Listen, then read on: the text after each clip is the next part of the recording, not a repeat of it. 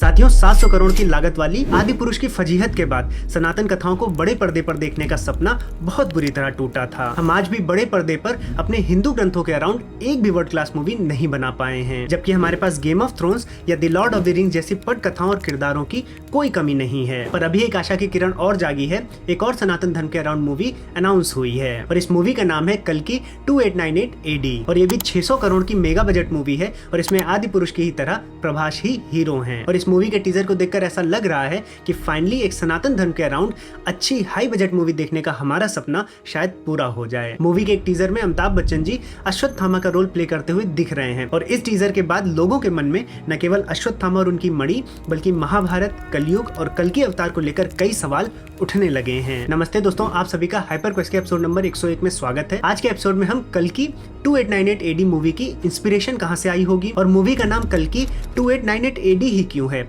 उसके बाद अश्वत्थामा जी की क्या भूमिका है, उस मणि की क्या भूमिका है और मच डिस्कस्ड कल्कि अवतार या फिर कलयुग के अंत के बारे में हम चर्चा करेंगे, जिससे जब भी हम ये मूवी देखें तो वेल इन्फॉर्म्ड रहें। तो साथियों, बिना किसी विलंब के आज की वीडियो को प्रारंभ करते हैं।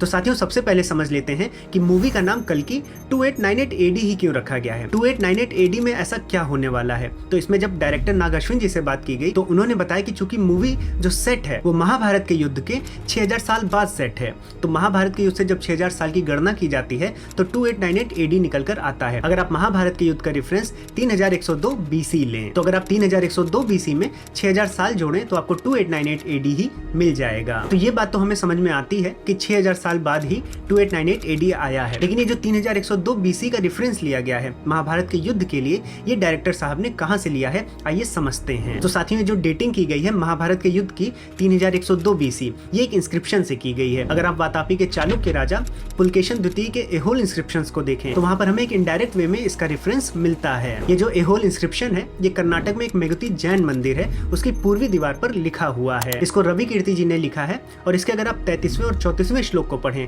तो वहां पर बताया गया है कि जो पुलकेशन द्वितीय राजा हैं वो जब राज कर रहे थे तो महाभारत युद्ध से 3735 वर्ष बीत चुके थे। उन्होंने शक राजाओं का भी रेफरेंस दिया था और बताया था कि शक शासन से 556 साल बीत गए हैं। अब अगर हम शक संवत 556 को ग्रेगोरियन कैलेंडर में कन्वर्ट करेंगे तो हमें 633 या 634 CE मिलेगा और इसमें से 3735 साल बिता दें जो कि महाभारत युद्ध का यहाँ पर रेफरेंस दिया गया है तो हमें 3102 BC वाली डेटिंग मिल जाएगी। अब चूंकि जो मूवी है कल्कि 2898 AD ये महाभारत के 6000 साल बाद सेट है, इसलिए मूवी का नाम कल्कि 2898 AD रखा गया है। तो हम देख सकते हैं कि डायरेक्टर नाग अश्विन जी ने कितना रिसर्च किया है, इससे मेरा कॉन्फिडेंस मूवी में थोड़ा और बढ़ गया है। और साथ ही जो मूवी के टीजर में हमने अश्वत्थामा जी के ग्लिम्स देखे हैं, जो उनका लुक देखा है वो काफी इंप्रेसिव है। तो आइए अब महाभारत के जो अश्वत्थामा जी हैं उनके विषय में जो भी रहस्य हैं उनको समझते हैं।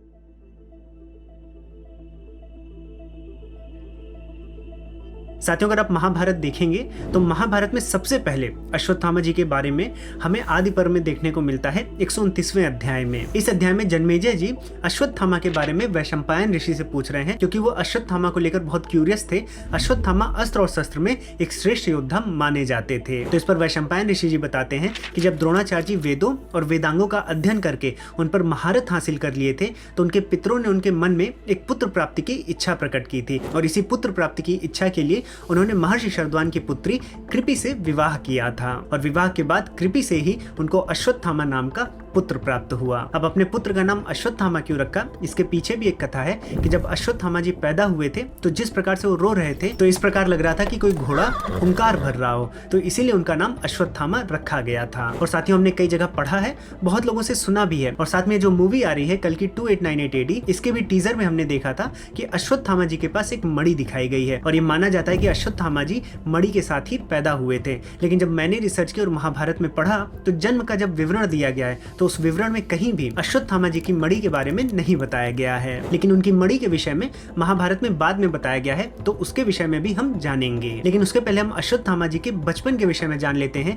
कि किन परिस्थितियों में वो पले बढ़े। अब महाभारत के आदि पर्व के 130वें अध्याय के अनुसार अश्वत्थामा बहुत गरीबी में पले बढ़े थे। गुरु द्रोणाचार्य के पास इतने भी पैसे नहीं थे कि उनको दूध पिला सके और वहीं पर अश्वत्थामा जी के साथ जो बाकी बच्चे थे वो थोड़े रिच थे और वो दूध दिखाकर अश्वत्थामा जी का मजाक बनाते थे और वहीं पर अश्वत्थामा अश्वत्थामा जी पानी में आटा मिलाकर उसको दूध समझकर पीते थे और खुश होते थे। आपको याद होगा कि गुरु द्रोणाचार्य एक बार द्रुपद के पास गए थे, वो इसीलिए गए थे, वो धन की भारी समस्या से परेशान हो गए थे, इसीलिए वो अपने मित्र द्रुपद के यहाँ गए थे। लेकिन जब द्रुपद ने उनको तिरस्कृत कर दिया, अपमानित कर दिया, तब भीष्म पितामह जी ने गुरु द्रोणाचार्य को कौरवों और पांडवों का गुरु नियुक्त किया, जिसके बाद जाके उनकी धन की समस्या समाप्त हुई। अब अगर आप अश्वत्थामा जी की भूमिका को समझना चाहें तो हमें महाभारत के युद्ध में पता चलता है। जब भीम ने दुर्योधन को घायल कर दिया था, तब कौरवों की सेना का सेनापति अश्वत्थामा को बनाया गया था, और सेनापति बनने के बाद अश्वत्थामा एक रात को पांडवों के शिविर में जाते हैं और वहां पर जितने भी लोग रहते हैं उनको मार देते हैं, जिसमें द्रौपदी के पुत्र और भाई शामिल रहते हैं। और इसी जगह पर अश्वत्थामा जी की मणि का वर्णन मिलता है। जब द्रौपदी अपने पुत्रों और भाइयों की मृत्यु के विषय में सुनती हैं कि अश्वत्थामा ने उनको मार दिया है, तब यहाँ पर द्रौपदी जी कहती हैं कि जो अश्वत्थामा के मस्तक पर मणि है, जो उनके पैदा होने के साथ ही जन्म ली थी, जब तक वो उस मणि को अपने मस्तक पर नहीं धारण कर लेंगी तब तक उनको शांति नहीं मिलेगी। तो दोस्तों, हमने महाभारत पर रिसर्च की, काफी डिटेल में पढ़ने का प्रयास किया, लेकिन ये पहला इंस्टेंस मिला जहाँ पर इस मणि के विषय में हमें पता चला। अगर आपको कोई श्लोक पता है तो हमें कमेंट सेक्शन में जरूर बताइएगा। अब साथियों, अश्वत्थामा की ये मणि इतनी विशेष क्यों है, इसके विषय में भी हमें आगे पता चलता है, तो आइए जानते हैं। तो साथियों, जब महाभारत का युद्ध आगे बढ़ रहा था, तब एक दिन भीम धनुष उठा लेते हैं अश्वत्थामा को मारने के लिए, और इससे भयभीत होकर अश्वत्थामा क्रोध में और भय में पांडवों का समूल नाश करने के लिए ब्रह्मास्त्र का संचालन कर देते हैं। और इसको देखकर अर्जुन भी प्रत्युत्तर में अपना ब्रह्मास्त्र चला देते हैं, और फिर दो ब्रह्मास्त्र आमने सामने आते हैं, जिसको देखकर वेदव्यास जी और नारद जी प्रकट होते हैं और दोनों से रिक्वेस्ट करते हैं कि अपना अपना ब्रह्मास्त्र वापस ले लें। पर एक बार जब ब्रह्मास्त्र चल जाता है तो उसी का ब्रह्मास्त्र वापस आ सकता है जिसने कठोर ब्रह्मचर्य का पालन किया हो, और चूंकि अर्जुन ने किया था इसलिए उनका ब्रह्मास्त्र तो रिवर्स हो जाता है, लेकिन अश्वत्थामा अपना ब्रह्मास्त्र रिवर्स नहीं कर पाते। इसको देखकर महर्षि वेदव्यास जी अश्वत्थामा से रिक्वेस्ट करते हैं कि जो तुम्हारी मणि है इसको तुम पांडवों को दे दो, जिससे वो तुम्हारी जान को बख्श देंगे। और यहीं पर अश्वत्थामा अपनी मणि की विशेषताएं बताता है। साथियों, इससे पहले हम मणि की विशेषता की चर्चा करें, मुझे आपको हृदय से धन्यवाद करना था। हमने शिक्षणम पर हिंदू दर्शनों के साथ साथ संस्कृत भाषा को सिखाना प्रारंभ किया था, और अब उपनिषदों की श्रृंखला भी प्रारंभ की थी, जिसमें हम प्रमुख 11 उपनिषदों को पढ़ा रहे हैं। हमने ईश उपनिषद और प्रश्न उपनिषद से ये यात्रा प्रारंभ की है और लगातार कक्षाएं चल रही हैं, और अभी तक 15,000 से भी ज्यादा विद्यार्थी शिक्षणम से जुड़ चुके हैं। इसलिए मैं आप सभी का आभारी हूँ, और आप सभी प्रशंसा के भी योग्य हैं जो आप भारतीय ज्ञान परंपरा के लिए इतनी श्रद्धा रखते हैं। मेरा पूरा प्रयास है कि टेक्नोलॉजी के माध्यम से कम लागत में जो भारतीय ज्ञान है उसके सत्य स्वरूप में, तर्कपूर्ण स्वरूप में आप तक पहुंचाया जा सके, जिससे आप सनातन के पाखंड स्वरूप से दूर जाकर वैज्ञानिकता से तर्क के आधार पर ईश्वर को समझ पाएं। ये सभी की सभी क्लासेस रिकॉर्डेड वीडियोस हैं, और आप जब भी इनरोल करते हैं तो आपको ये लाइफ टाइम के लिए उपलब्ध कराई जाती हैं। आप एक बार अवश्य जुड़कर देखें, हमारा आपको पूरा सपोर्ट रहेगा। लिंक आपको नीचे कमेंट सेक्शन और डिस्क्रिप्शन बॉक्स में मिल जाएगी। अब साथियों, चलते हैं और अश्वत्थामा जी की जो मणि थी उसकी विशेषता के बारे में जानते हैं। तो अश्वत्थामा जब मणि के विषय में बताते हैं तो वो बोलते हैं कि पांडवों ने युद्ध में अभी तक जितने भी रत्न प्राप्त किए हैं, या कौरवों के पास जितनी भी संपत्ति है, धन है, उससे भी अधिक मूल्यवान ये मणि है। और एक बार जो व्यक्ति इस मणि को बांध लेता है वो भयमुक्त हो जाता है। फिर उसे ना तो देवता का भय रहता है, ना दानवों का, ना राक्षसों का, ना नागों का। उसे शस्त्र, चोर, भूत आदि से किसी भी प्रकार का भय नहीं रह जाता। और फिर अश्वत्थामा बताते हैं कि जो भी शक्ति का संचार होता है उनके शरीर में, उसका कारण भी वो मणि ही है। तो इतनी सारी विशेषताएं बताने के बाद अश्वत्थामा वेदव्यास जी के कहने पर उस मणि को पांडवों को सौंप देता है, लेकिन फिर भी वो ब्रह्मास्त्र को वापस नहीं ले पाता और उसको डाइवर्ट कर देता है अभिमन्यु की पत्नी उत्तरा के गर्भ पर, और जो अजन्मा बच्चा होता है वो मारा जाता है। और इसको देखकर श्री कृष्ण जी अश्वत्थामा को ये शाप दे देते हैं कि वो अगले 3000 वर्षों तक जीवित रहेंगे। अब ये 3000 वर्ष मानवीय वर्ष नहीं है, ये 3000 दिव्य वर्ष थे, इसीलिए अश्वत्थामा जी को चिरंजीवी कहा जाता है। अब ये आपको वरदान जैसा लगता होगा, लेकिन यहाँ पर श्राप को आगे बढ़ाते हुए श्री कृष्ण जी ने ये कहा था कि तुम जिंदा तो अवश्य रहोगे, लेकिन तुम्हारा शरीर रोगों का घर रहेगा, तुम्हारे शरीर से हमेशा पस निकलता रहेगा और खून की दुर्गंध आएगी। और इसीलिए आप मूवी के टीजर में देख सकते हैं कि अश्वत्थामा को कपड़े में लपेटा हुआ दिखाया गया है। अब साथियों, जब अश्वत्थामा वो मणि पांडवों को दे देते हैं और फिर युधिष्ठिर जी द्रौपदी को देते हैं, तो द्रौपदी उसे वापस कर देती हैं और बोलती है इस मणि से मेरा कुछ नहीं होगा, मुझे तो अपने पुत्रों और भाइयों का प्रतिशोध चाहिए। और जब ये कहकर मणि वापस करती हैं तो उस मणि को युधिष्ठिर जी धारण कर लेते हैं। लेकिन अगर आप मूवी के टीजर में देखेंगे तो मणि आपको अश्वत्थामा जी के पास दिखती है। तो क्या ये बाद में मणि अश्वत्थामा के पास पहुंच गई थी, इसके विषय में भी हमने महाभारत में ढूंढने का प्रयास किया है। तो आइए अश्वत्थामा के भविष्य के बारे में भी जानते हैं।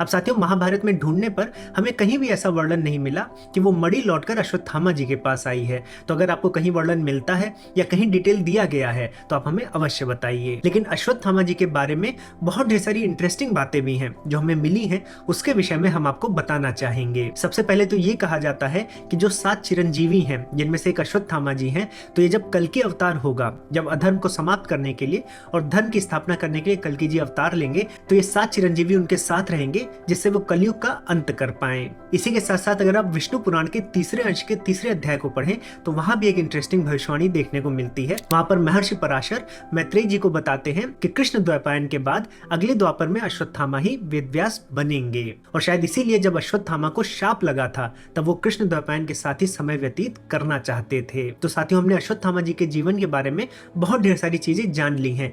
अब उनके जीवन से हमें सीख क्या मिलती है, इसको भी देख लेते हैं।